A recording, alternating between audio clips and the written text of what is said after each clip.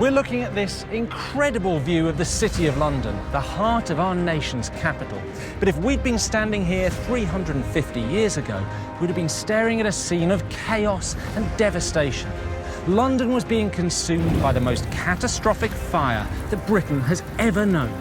The Great Fire, as we still call it today, was the biggest and most famous fire in our history. It destroyed 87 churches, over 13,000 houses, and caused what would now be £37 billion worth of damage. We'll be walking the route of the fire street by street, uncovering new evidence and exploring new revelations from where the fire really started to how many people really died.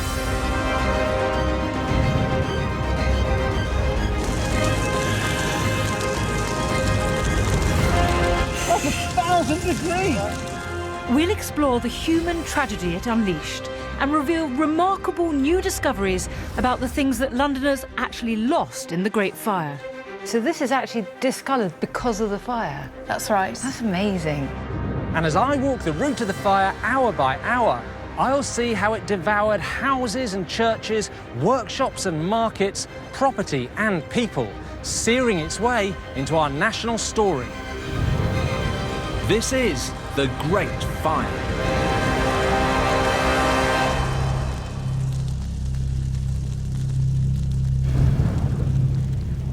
It's 3 p.m. on Saturday, the 1st of September, 1666. An ordinary Saturday at the end of what's been an exceptionally long, hot, dry summer, but also the last day before the whole of London was devoured by flames. And this area, which today we call Monument, would have looked very different. So forget the office blocks, the cars, the Portaloo down there, forget all of this. This would have been narrow little streets full of people going about their business, getting their supplies and shopping in before the whole city shut down for the Sunday. Now, this street here, well, at the top of that, past these sort of rather ugly roadworks, there was a meat market, and you'd have had carts coming down the hill with all the offal and guts. Now, in the 1600s, they called offal pudding, and that's why they called this street Pudding Lane. The famous Pudding Lane was just one small street in London in 1666. In fact, the city was filled to bursting with 100,000 people living cheek by jowl, and we're going to get to know 3 of them very well. Our first Londoner was a shoemaker called Sybil Tame. We know her story from the records of the school where she lived and worked, Christ's Hospital.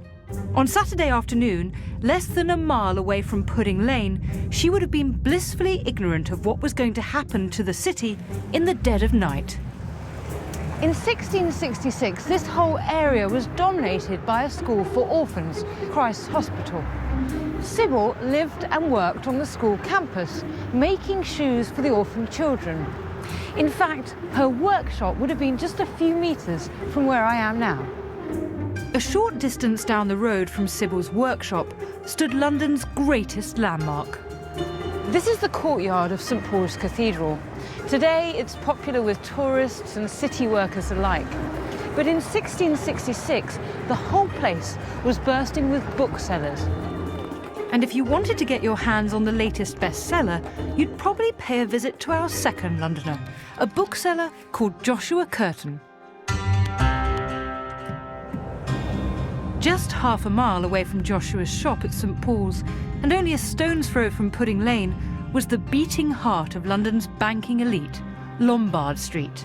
In 1666, it was one of the wealthiest streets in the city, and one of its richest residents was Robert Viner, who lived where I'm standing right now.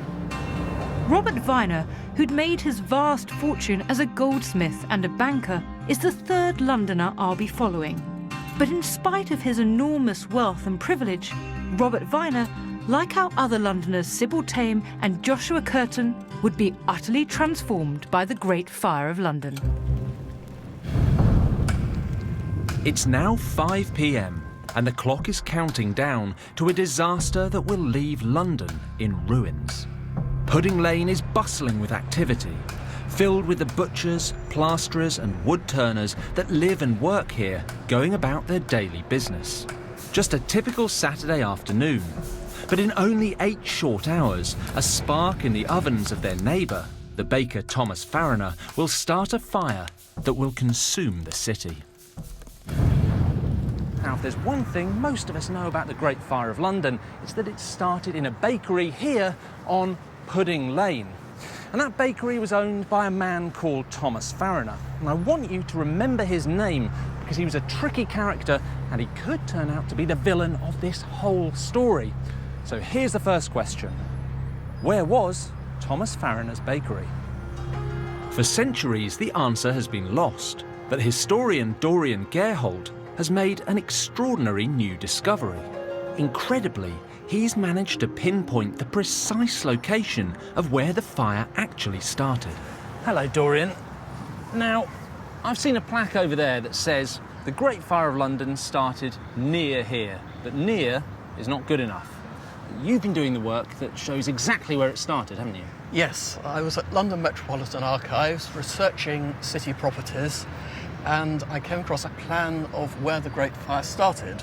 It's from 13 years after the fire, but it says, Mr. Farriner's ground, there the fire began. Wow. Dorian's detective work involved cross-referencing this newly discovered plan with historic and modern-day maps of the area. It's like a jigsaw piece falling into place. It is a jigsaw piece.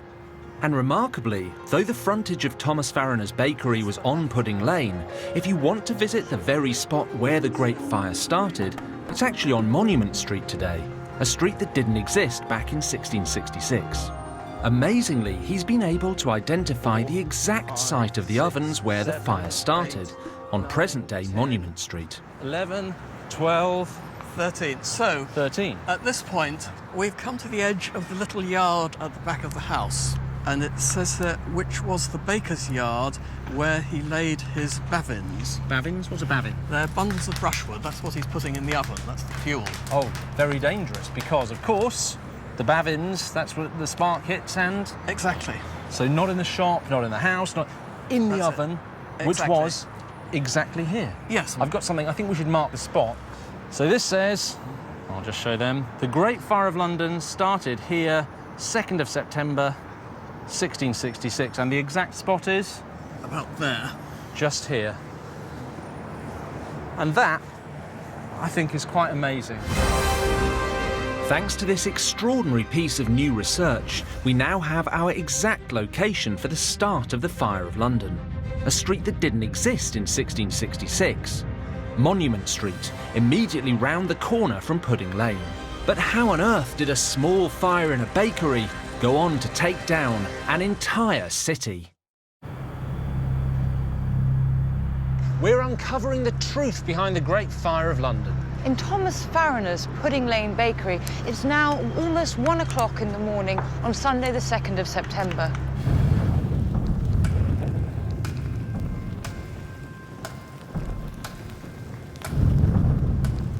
Everything's quiet in Pudding Lane. The Farriners finally went to bed an hour ago. We now believe the most likely cause of the Great Fire was a stray ember which ignited a pile of twigs stored in the bakehouse. Unnoticed, it started to take hold. Thomas Farriner's teenage son and apprentice, also called Thomas, woke up. He realised the ground floor was on fire and immediately woke up his family who was sleeping upstairs. Trapped by the smoke, their only escape route was to crawl out of an upstairs window and onto a neighbour's roof, raising the alarm at the tops of their voices. This corner of London sprang into life as people around Pudding Lane realised they were facing their most terrifying enemy, fire. The fire began to spread incredibly quickly, and within minutes it had moved from the bakehouse to other parts of the building, with sparks even leaping towards the houses next door.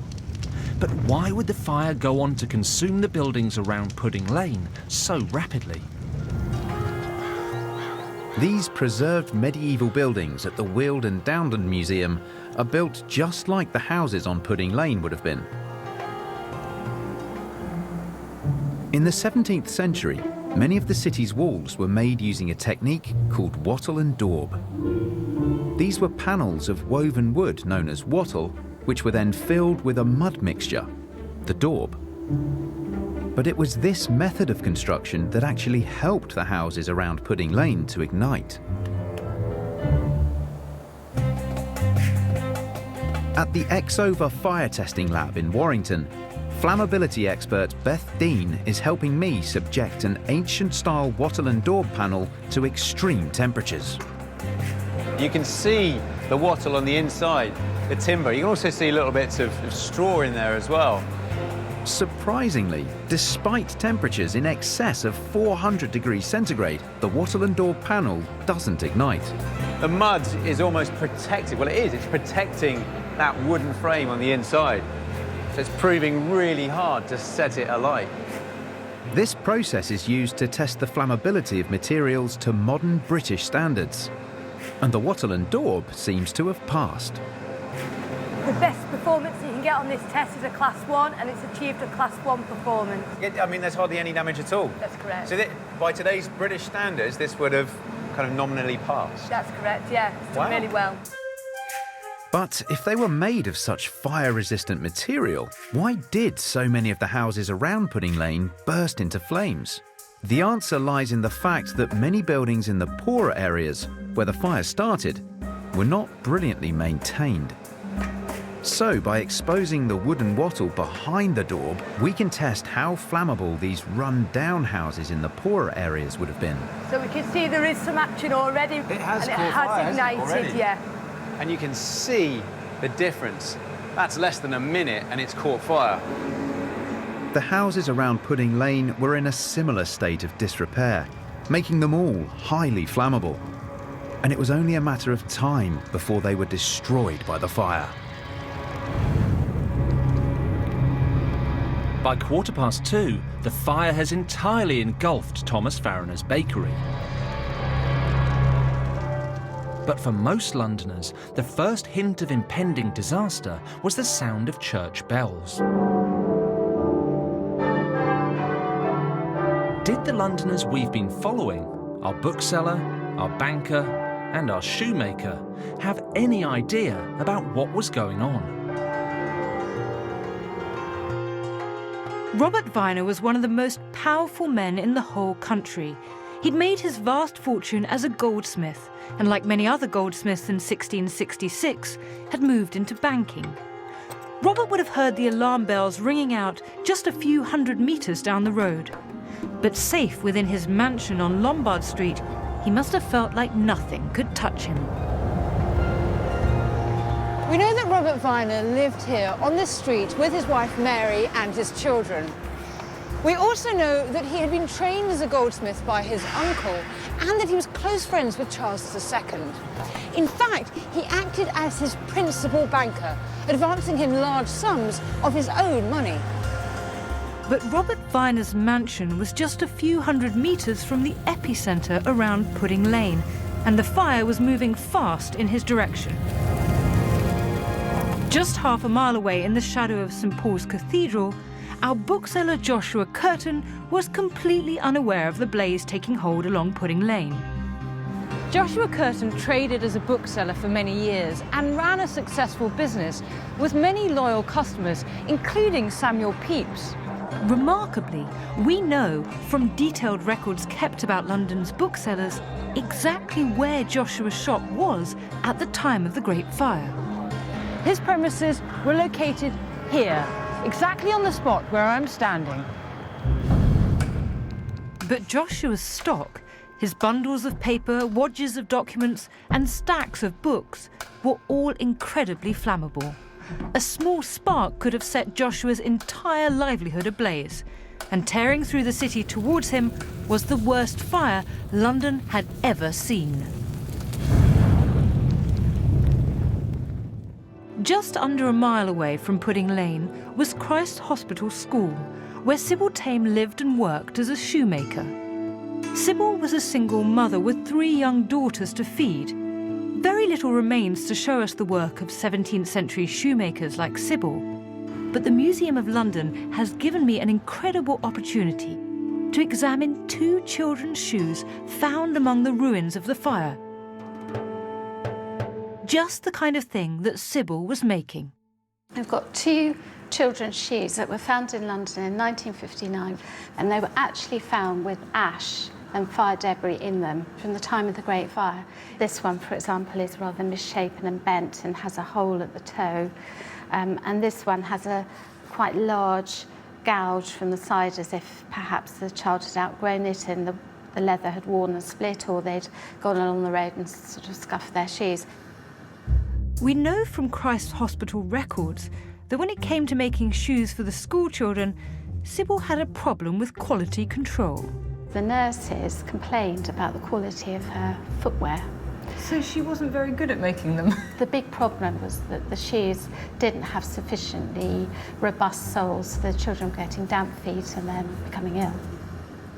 But Sybil was a feisty character, and she argued with the school authorities. Instead of getting fired, she actually ended up getting a pay rise.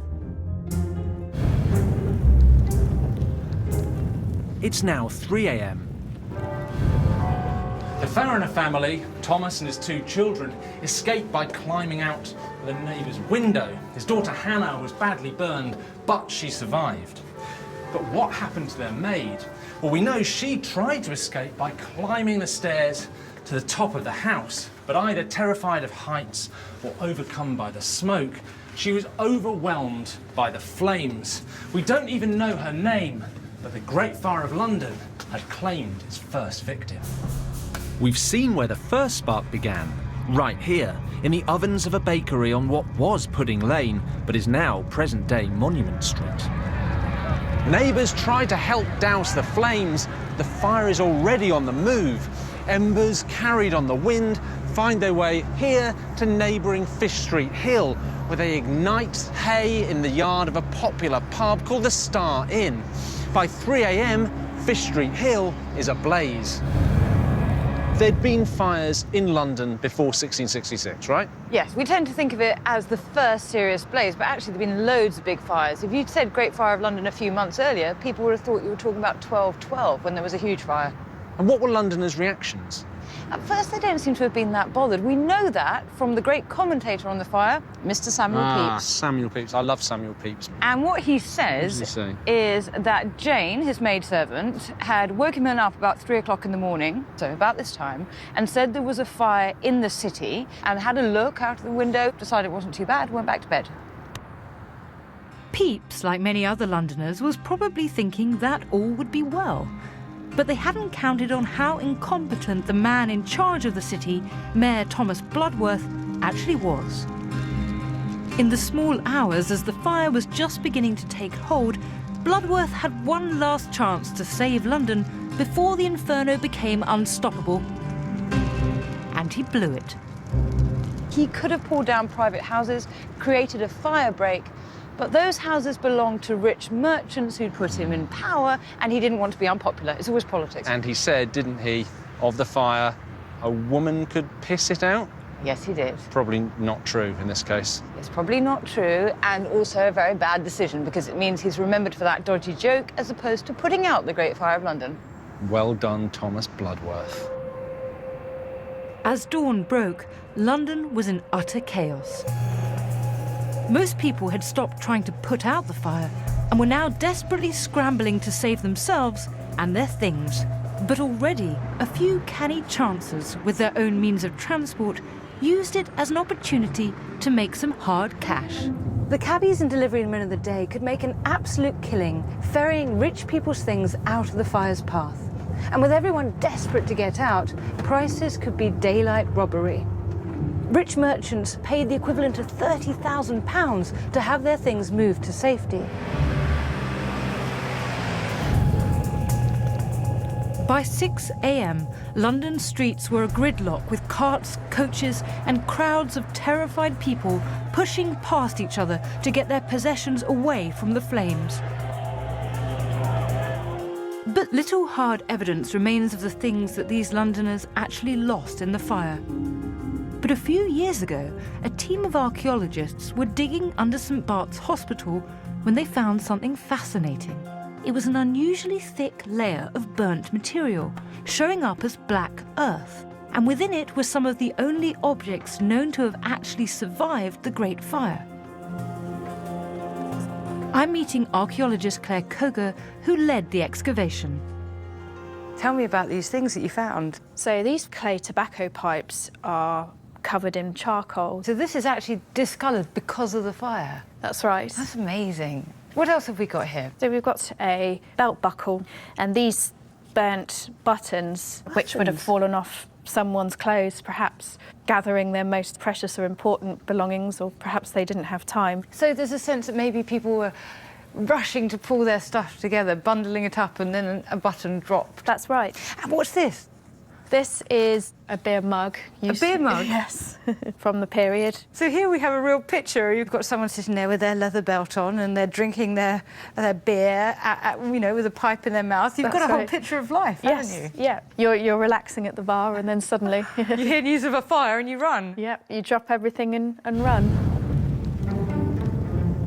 It's now 7 a.m, and by now, another Londoner who was dropping everything and running was Samuel Pepys.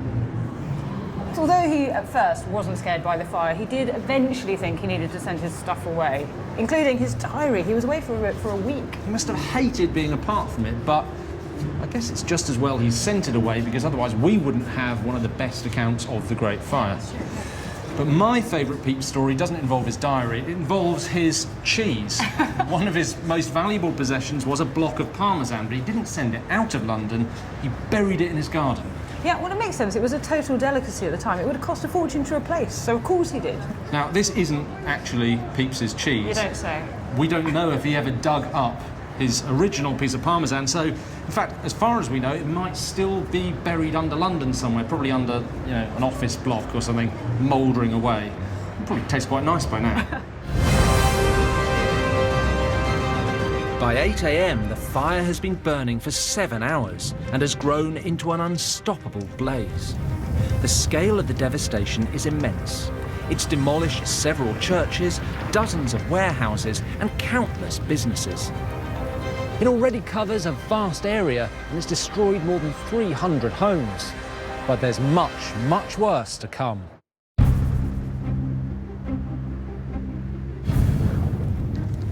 We're now almost 8 hours into the Great Fire, and daylight is revealing the devastation.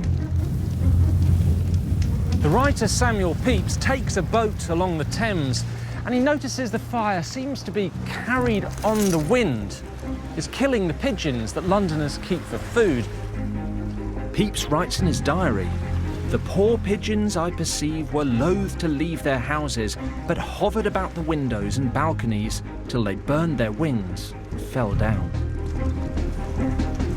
We know that other writers commented on the same thing. Strong winds and the unusually hot, long, dry summer.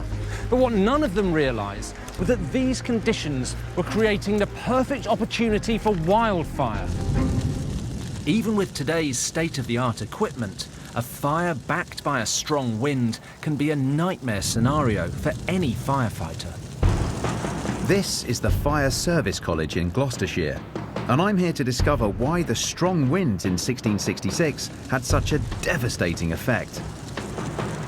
With the help of fireman Justin Thorne, I've built stacks of wood and paper to mimic the conditions inside the buildings that helped the fire take hold so quickly.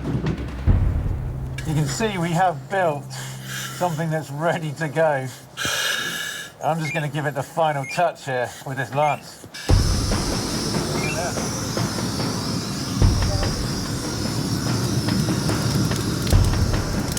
Within seconds, we've created our very own micro-inferno. Look at that go already. 452 degrees, so that's a normal fire. Temperature-wise. But on that first morning of the Great Fire in 1666, we know the winds really picked up and the fire turned from bad to worse. Something we're going to replicate with this industrial strength fan.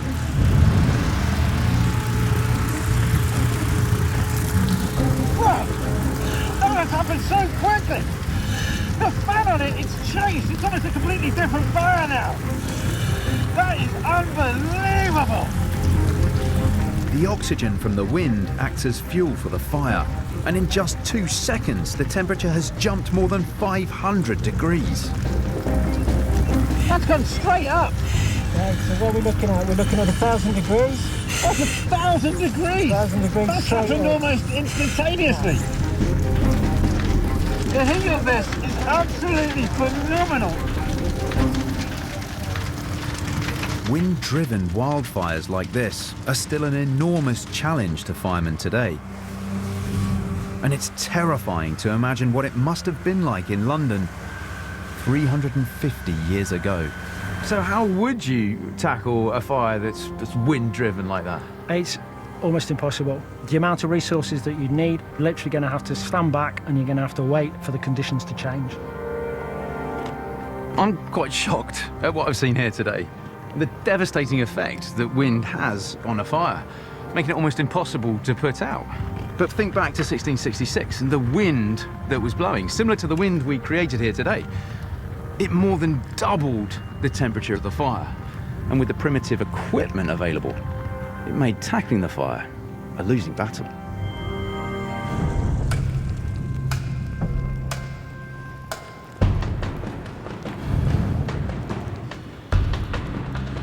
The fire began in the Pudding Lane area in the early hours of Sunday, September the 2nd, 1666, and quickly spread south, devouring the poorer areas and the quayside.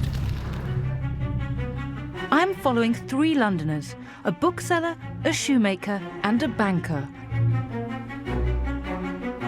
On Monday early afternoon, the flames are reaching wealthy Lombard Street, and our first Londoner is now being caught up in the raging fire. Robert Viner was a wealthy banker and goldsmith, and one of the most influential men in England.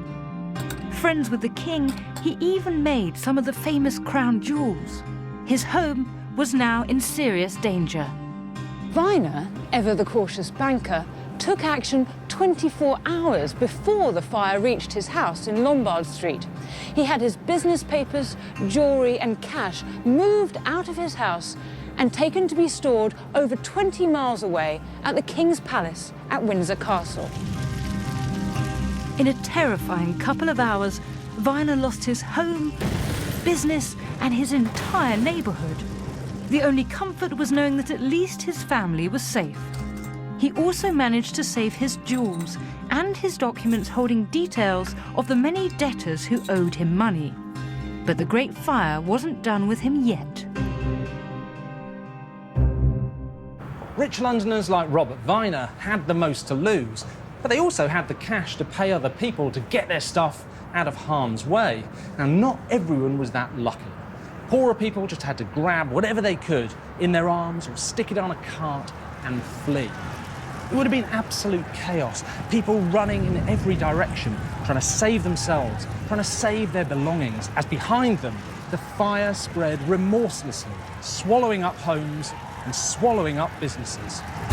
North of Lombard Street, just 7 streets away from where the fire started, was the financial and commercial heart of London, the Royal Exchange. Now, in a matter of moments, it too was consumed by the fire, and 3,000 merchants, selling everything from Chinese silks to gold cloth and jewels, had their livelihoods destroyed. For a while, a strange and exotic smell is rising up from the crypt here. And that's because this is where the East India Company keeps its huge stocks of very expensive spices. And that smell, which is sticking to the back of people's throats, well, that's all of their pepper burning. Monday, the 2nd day of the fire, has come to an end. By nightfall, scraps of scorched silk travel on the strong wind 30 miles west to Beaconsfield, and smoke spreads 50 miles to Oxford. Writer Samuel Pepys reports the front line of the fire is now a mile wide. But worse is to come. It's now morning on Tuesday the 4th of September, day 3 of the Great Fire, and the day it's destined to cause its most terrible damage. The fire keeps heading remorselessly westwards, blown by the powerful wind. From St Paul's, our second Londoner, bookseller Joshua Curtin, can actually see the blaze approaching. He's rapidly packing his entire stock of books to take them to safety. The fire's now completely out of control, with around 100 houses going up in flames every hour. And remember, all this could have been avoided. The city's Lord Mayor had the chance to stop the fire in its first few hours. But instead of action, he said a woman could piss it out. Now people desperately needed someone to get things under control. Step forward this man, the King, Charles II. Charles takes charge and orders 8 command posts to be set up on the western side of the city, where the fire is rapidly headed. Each is responsible for protecting its local area. As the inferno spread across the city, the King and his brother, the Duke of York, took a boat downriver here to Queenhithe, and they threw themselves into tackling the blaze, passing water buckets, helping to operate primitive fire engines, and inspiring the firefighters. We know from eyewitness accounts that this really impressed the King's subjects, which was good news for Charles because he needed his people on his side. By the time of the fire, Charles had been king for 6 years, returning the monarchy to England after his father, Charles I, was beheaded in 1649. But in these 6 years, he'd only really proved himself in the arts of gambling and womanising. Now, I loved Charles. There never seemed to be a dull moment when he was around. He might not be the sort of person you'd want to hang out with your daughter, but you'd sure as hell have a good time. But that wasn't exactly the mood in 17th century London. A hedonistic party animal, always looking for fun, wasn't what people wanted in a king.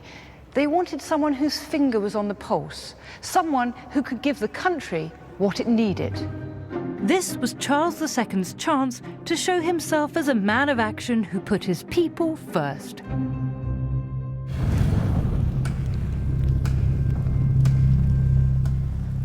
It's now noon on day 3 of the Great Fire, and eyewitnesses tell us that the city is covered in a huge cloud of smoke. In fact, if you can see the sun through it, it looks as red as blood. With so many people terrified, paralysed or running around, there were bound to be a few chances. Amid the mayhem, one of the greatest dangers to what remained of public order was the prisons. And here, where the Old Bailey stands today, was one of London's most famous jails. It was called Newgate. And as the fire spread, an armed guard marched the prisoners out of Newgate and took them south to safety in Southwark. But of course, some of the prisoners saw this as their perfect opportunity to make an escape, and they scarpered in all directions. Well into the 3rd day of the fire, many other dodgy Londoners exploited the situation by looting. To find out why crimes like these became rife during the Great Fire, I'm meeting Rebecca Radil, who has researched the subject extensively. Rebecca, what I'm really interested in is the fact there's so many petty crimes during the fire. Have you come across them a lot? Yes, and the stories are always quite hilarious, actually. So you get people grabbing goods like tobacco, like brandy. They were goods that anyone could really buy, but they were slightly luxurious as well. So if you saw a tobacco shop that was vacant and clearly nobody was there, lots of people would have just picked up these goods. So it's like the London riots, isn't it? Where people were sort of helping themselves. Yeah, order has broken down so much that they don't think that they're going to get caught, because actually the maximum punishment for stealing anything over a shilling was death. If there were a vast quantity of people committing petty crimes, how were the authorities going to deal with it? You can't round up the whole of London. No, you can't. So a proclamation was issued on the 19th of September, which basically said, if you've taken anything, whether intentionally or not, just drop it off at Finsbury Park and we'll say no more about it. The looters might have got off lightly, but these were extraordinary times. In such terrible circumstances, who's to say that we would have behaved any differently? It's now 1:30 p.m. on the 3rd day of the fire, and desperate Londoners are trying new methods to halt its progress. They start using gunpowder, but in other parts of the city, the fire rages on. Coming up, we'll be heading to St Paul's Cathedral to find out just how incredibly hot the Great Fire got. So hot, it even brought down the House of God. We're exploring the Great Fire of London, uncovering its secrets and feeling the heat behind the most terrible blaze in British history. I'm walking the route of the fire every step of the way, tracing its trail of devastation through the city from east to west. It's Tuesday, the 4th of September, the third day of the fire. By the afternoon, the blaze reaches Ludgate Hill, encircling the area at the top, the spiritual heart of the city. Here at the top of Ludgate Hill is the most significant building in the whole city. It's London's very own cathedral, St Paul's. And on the third day of the fire, the flames are getting closer and closer. The old medieval St Paul's had been standing for almost 600 years. That's longer than the rebuilt St Paul's we have today.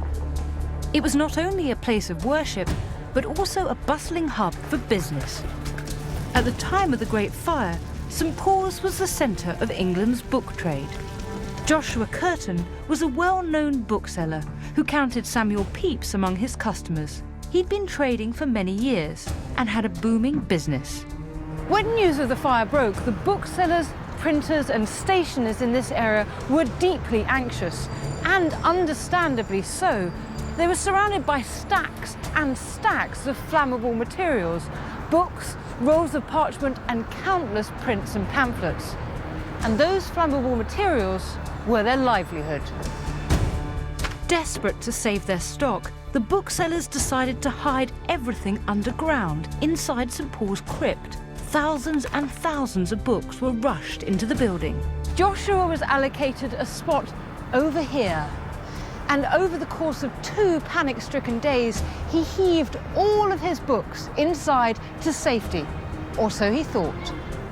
The booksellers thought the crypt was impregnable, but the cathedral was being repaired and was covered in wooden scaffolding.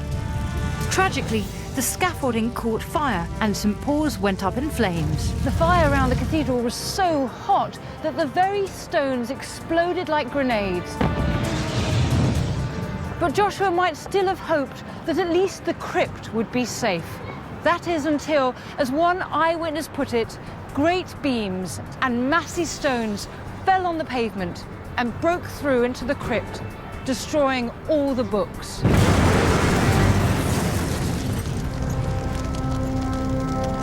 Curtin had lost everything. With the great cathedral now in flames, our third Londoner is also within reach of the fire. Living only a few streets away at Christ's Hospital School, Sybil Tame will soon need to take her daughters to safety.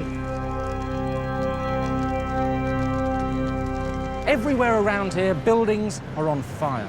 St Paul's School, that's burned to the ground. Stationers' Hall, that's burned to the ground. The Royal College of Physicians at Amen Corner, that's burned to the ground.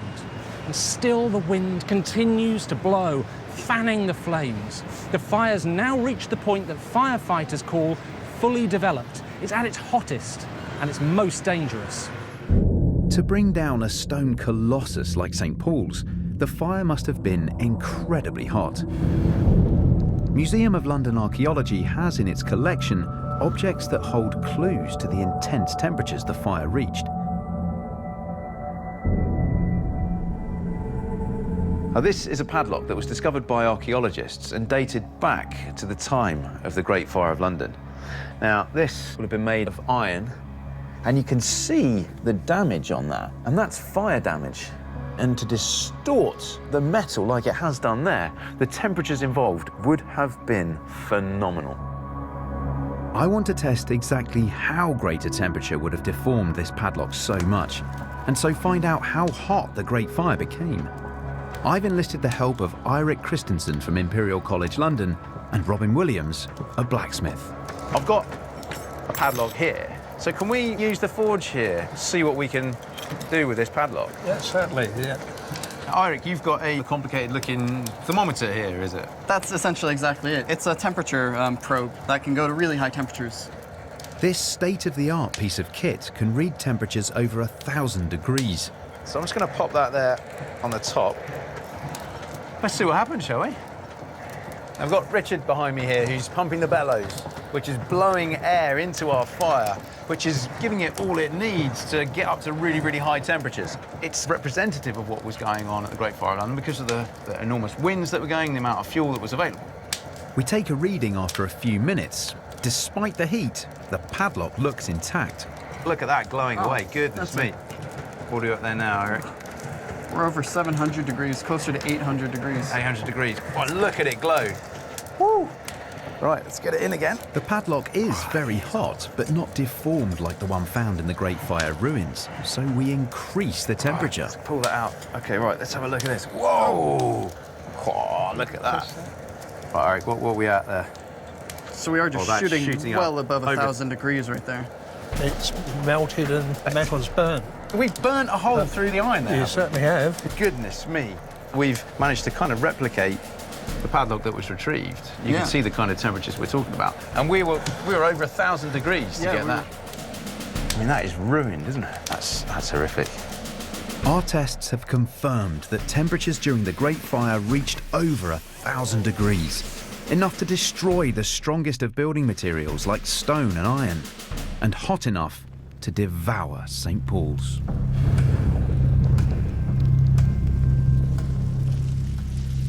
When St. Paul's burned down, the air was so hot, a local thunderstorm broke out and lightning sparked above the blazing building. The fire now claimed 2 more official deaths, one an old lady and another an elderly man who risked the flames to get a blanket. It took less than an hour for the cathedral to be gutted, and it must have been terrifying to see, as though London were the target for the wrath of God, which is actually what people believed. The new Cathedral of St. Paul's was built within the footprint of the one lost in the Great Fire. Designed by the brilliant architect Sir Christopher Wren, it's one of the most famous landmarks in Britain. But hidden in the cathedral gardens, there's a secret hardly anyone knows about. Looking forward to this. Underground, a small part of the original cathedral still survives, and I have a unique opportunity to see it. Underneath this manhole cover are the last fragments of the original crypt from 1666, and apparently no one's been down here for decades.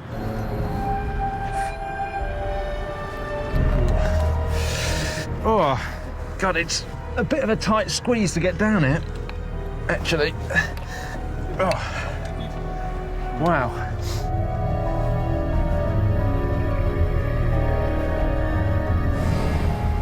When you're down, this is pretty amazing, because here we are underneath St. Paul's, one of the great landmarks of London, one of the great landmark buildings of the world, and we can see something almost no one gets a chance to see, the pillars of medieval St. Paul's. And we can also see over here what look like scorch marks, these black marks on the stone. And it's amazing to think that those have been made by the Great Fire itself. But what you've also got to imagine is London's booksellers and Joshua Curtin placing their stock down here while the Great Fire was building, hoping against hope that all of their books, which were their livelihood, were going to be safe. And then think of them back on street level as the flames were, eating the city around them, hoping that all of their precious stock down here was going to be safe. It's incredible. Their hopes were dashed. Everything was destroyed. The burning of St. Paul's, London's most significant religious building, shocked the city, but it also brought out the dark heart of Londoners, because someone surely had to take the blame. Surprisingly, the first to be accused was not the Pudding Lane baker, Thomas Fariner. Instead, people wanted to blame foreigners for starting the fire. You have to remember that 17th century London was a social powder keg. A spark could set it off at any time. 3 days into the fire, a mob of enraged Londoners took to the streets following a rumour of a Dutch invasion. The city was descending into chaos. Against all common sense, Thomas Fariner, the baker from the Pudding Lane area, is not the first to be accused. And when he finally has to answer for himself, he quickly points the finger at someone else. Thomas Fariner turned out to be a master at passing the buck, and you can imagine his delight when the authorities began turning up the heat on a 26-year-old watchmaker's son from Normandy called Robert Hubert. Hubert was French, he claimed to be Catholic, and like many terrified foreigners, he was fleeing the country when he was caught. None of that boded well, but the thing that really damned him was when asked about who started the Great Fire of London, he confessed. Amazingly, a record of Hubert's trial still exists. It's kept here at the London Metropolitan Archives, and I've been granted special permission to see it. Dr. Jacob Field is a specialist on this period and knows all about poor Robert Hubert. So it says here, in Latin, which was used in legal records at the time, that Robert Hubert, lately of London, a labourer, diabolically, voluntarily, maliciously and feloniously started the Great Fire by putting a fireball through the window of a bakery on Pudding Lane. Why did he confess? Well, Robert Hubert was someone who was mentally unbalanced, and it's very likely that he did it for attention. But if, at a distance of 350 years, you can judge that he probably wasn't in a fit mental state to give a confession like this, why did they believe him? Well, really, they were looking for someone to blame. And also there was another figure who stood to gain by this confession. So have a look at the signatures under the indictment. And these are the people basically saying that this is true and this is what happened. So whose names do you see there? Thomas Fariner. Yes, this is Thomas Fariner, the elder, baker who lives on Pudding Lane. And if you look at some other names... We've got Hannah Fariner and Thomas Fariner Jr. So the whole Fariner family is testifying against him. So, that's right. So all of the Fariners are basically coming to court and saying, we had nothing to do with this. And this man, Robert Hubert, started it all with throwing a fireball through our window. So they're behind this miscarriage of justice. They really are the bakers from hell, aren't they? They don't come out of this well at all. Robert Hubert paid the ultimate price and was hanged at Tyburn Gallows on the 29th of October, 1666. The Great Fire of London had claimed yet another victim. We've already seen our banker, Robert Viner, and our bookseller, Joshua Curtin, watch their homes and businesses go up in smoke and flames. Now our third Londoner, shoemaker Sybil Tame, is the last to be caught by the blaze. Sybil Tame was a widow who lived and worked at Christ Hospital School, making shoes for orphan children. Living on the western edge of the city, she must have thought she was safe from harm. But by Tuesday evening, things had taken a turn for the worse. Sybil was so incredibly unlucky. Her workshop caught a few of the last embers from the fire and was engulfed by flames. Sybil lost everything: her home, her livelihood, even her tools. Sharing the same fate as thousands of destitute Londoners, she now had to find another way to provide for herself and her daughters.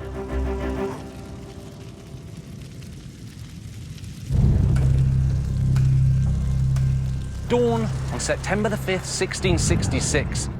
For the last 3 nights, a strong wind has been blowing a raging fire west through the city of London. But overnight, that wind has changed direction, and now the fire is moving back east towards this place, the Tower of London. We're now 4 days into the worst fire in British history, and I'm walking the route to its terrifying conclusion.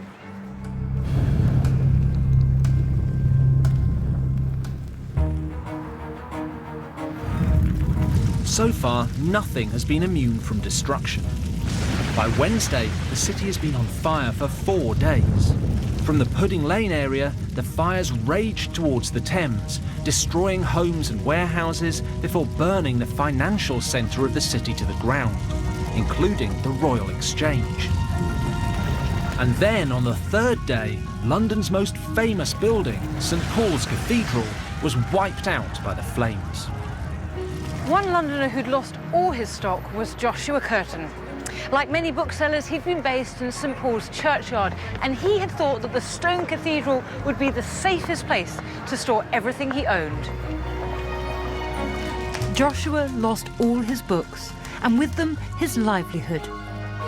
It was too much for him to bear. Despite having had a thriving business before, he couldn't recover from such a catastrophe. Sinking further and further into debt, he died after the Great Fire, utterly penniless. Robert Viner, one of the wealthiest men in England, initially fared better.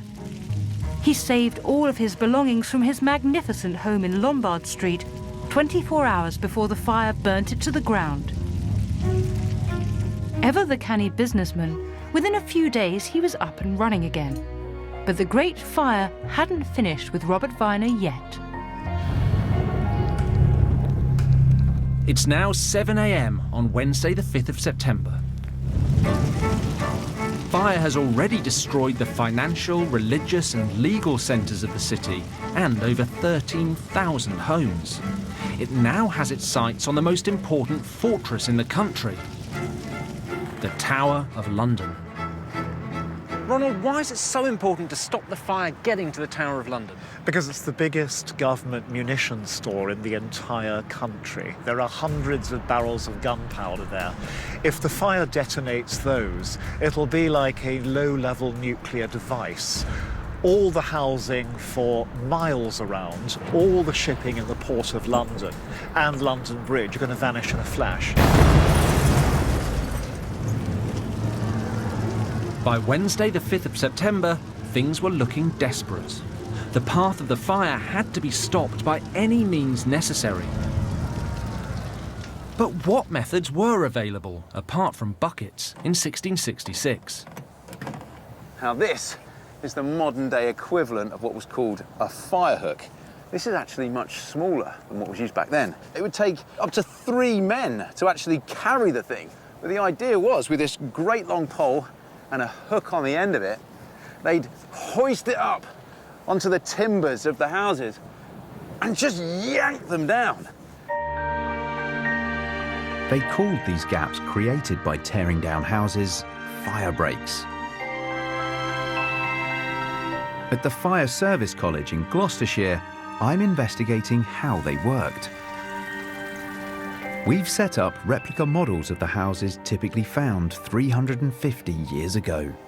We've torn down the house in the middle with the idea that if this house was on fire, this one over here will be safe. We've created a gap in the middle. We've created that fire break. There it goes. Just like in 1666, the house is ablaze within minutes. What a sacrifice to have to make, to have your house reduced to rubble for the sake of London. There was no insurance at the time. With no fire brigade and only basic equipment, fire breaks were one of the few weapons that could fight the fast-moving flames. But this method had a fatal flaw. God, that is an intense fire now. The flames quickly spread using the remains of the building in the middle. By leaving the debris from the torn-down house in place, the firefighters had provided even more fuel for the fire to feed on. For the first 2 days of the Great Fire, Londoners desperately pulled down houses, but couldn't clear them away in time. This made it easier for the blaze to spread to the next house. Oh, there it goes again. Oh, yeah, that's hot.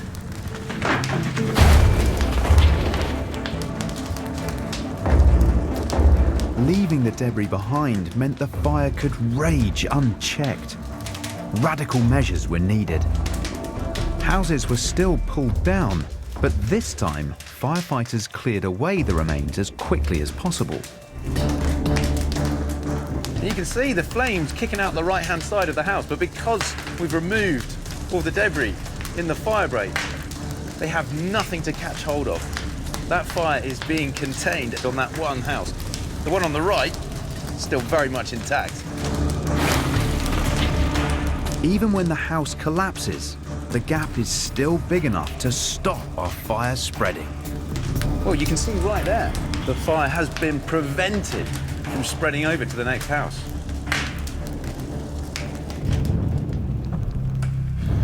It's now 7:30 a.m. on Wednesday the 5th of September. And Londoners wait with bated breath to see if fire breaks can save the tower. How did they stop the fire from reaching the Tower of London? They demolished the housing near the tower with gunpowder and create level scorched earth between the flames and the tower. Ironically, gunpowder is used to save the gunpowder. Once the firefighters realised that gunpowder could create fire breaks more quickly, they were able to contain the fire and prevent a far worse tragedy. But death was still stalking the streets of the city. Official estimates put the death toll at just 6 people. This might seem suspicious, especially given how long the fire lasted and how vast the trail of devastation it left. It's baffling that we don't have a definitive number. Historian Neil Hansen has the controversial new argument.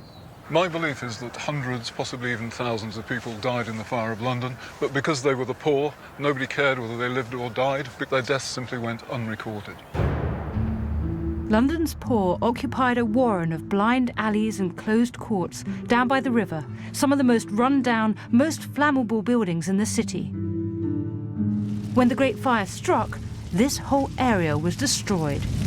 One of the king's most senior courtiers remarked that the fire was the greatest blessing that God ever conferred upon the king because it had eradicated the slums and tenements down by the river and the poor who lived in them, festering sources of the plague, but also festering sources of criminality and opposition to the king. Where were all these poor that you think died in the fire then? The reason there were no bodies was not because people hadn't died, it was because the bodies had been utterly destroyed in the fire. It's actually terrifying, the idea that there might have been hundreds or thousands of people who just disappeared.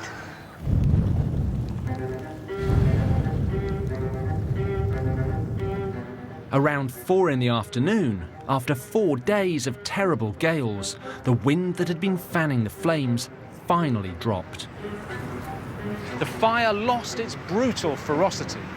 Little by little, house by house, the Great Fire came under control as the falling wind and the fire breaks did their work. One place that shows where the fire was extinguished is Merchant Taylors' Hall in Threadneedle Street, the trade guild that represented tailors.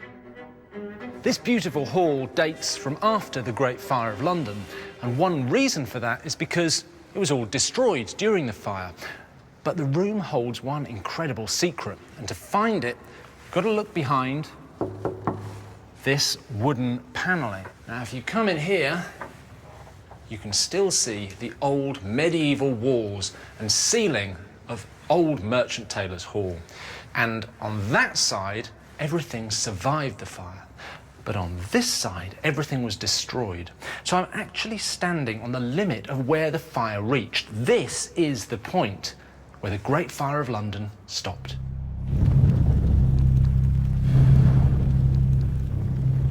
By Wednesday evening, with 2/3 of the buildings inside the city walls destroyed, tens of thousands of people made homeless, and what would now be billions of pounds worth of property destroyed, the Great Fire was finally over. But the city was on its knees. And for those who'd survived, in many ways, the worst was yet to come.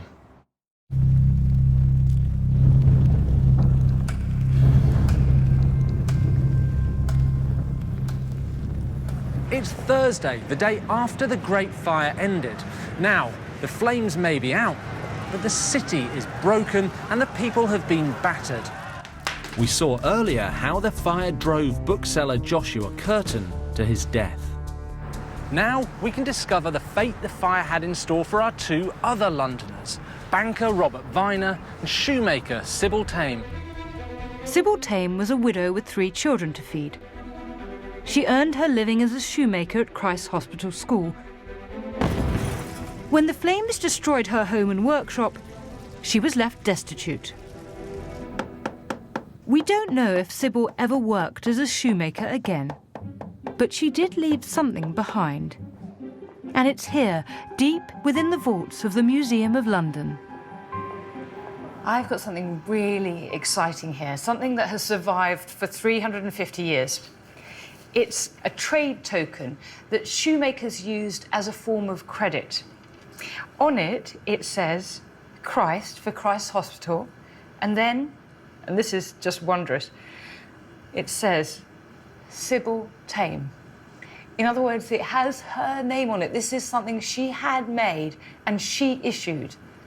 And in the centre, it has a picture of a shoe and 2 stars. So this is like her logo. So isn't this incredible? Something from Sybil Tame survives to this day.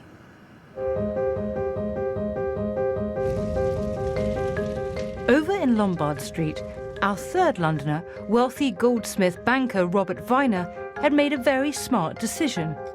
A day before the fire reached his house, he arranged to have his most precious valuables moved to Windsor Castle, home of his friend, King Charles II. The fact that Charles granted Robert Viner special permission to hide his things at Windsor was hardly surprising, given that Viner had been funding Charles's extravagant lifestyle for years. The king was literally in his debt. But Robert Viner had made a fatal mistake in lending money to a king. In a sly and devastating move, the king cancelled his debts, creating chaos in the financial markets. For Robert Viner, this was a disaster. The king owed him the equivalent of £30 million in today's money, and now he wasn't prepared to pay it back. The man who had made the king's own crown was declared bankrupt. The demands from creditors, combined with the death of his son, broke Robert Viner's heart. He died penniless. As people started to take in the vast trail of destruction the Great Fire had left, they began to realise that with only a few exceptions, the old city was gone forever.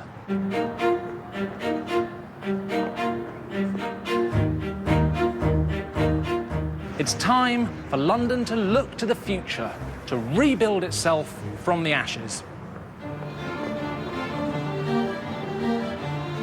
The city had learned a hard lesson from the damage caused by the Great Fire. From now on, stronger fire regulations came into force, and there was more control over home building. New houses had to be made from brick and not from flammable timber. Wooden window frames were no longer allowed to jut out from walls, and wooden jetties like this one, well, they were banned to stop flames leaping across narrow streets. The number of stories a house could have was also restricted. Ronald, how did the Great Fire change London's landscape? Well, there is no London anymore. London is buried under 6 feet of charred rubble. Some of this can be shipped upriver and dumped, but most of it is spread across what have been the houses and the streets to level the ground, and that prepares the way for the rebuilding. And who were the key characters behind the rebuilding? Well, my hero is a guy called Robert Hooke, who is just a brilliant surveyor, and realising the priority is to get the city working again, he rapidly goes out with planning, cordoning off, plotting, and this means the city gets rebuilt with amazing speed. Thanks to the skill of planners like Robert Hooke, incredibly, just 10 years after the Great Fire, most of the city was up and running again. The most famous symbol of the Great Fire is this, the monument Sir Christopher Wren and Robert Hooke were commissioned to build shortly after the fire. When the monument was built, London's skyline was much lower than it is now, so for years this would have towered over everything around it. Wren built it to be exactly 202 feet tall. So if you took it and lay it down on its side, the top would land just in front of that blue car, exactly where Thomas Farriner's bakery was and where the Great Fire of London first started. We now know from new evidence that the Great Fire of London almost certainly started right here from a spark in Thomas Farriner's bakery. Now, Farriner did his best to distance himself from any blame, even helping to send a poor, confused Frenchman, Robert Hubert, to his death. But there's a twist to the tale, because in 1986, the Worshipful Company of Bakers issued an apology on Thomas Farriner's behalf, only 320 years too late.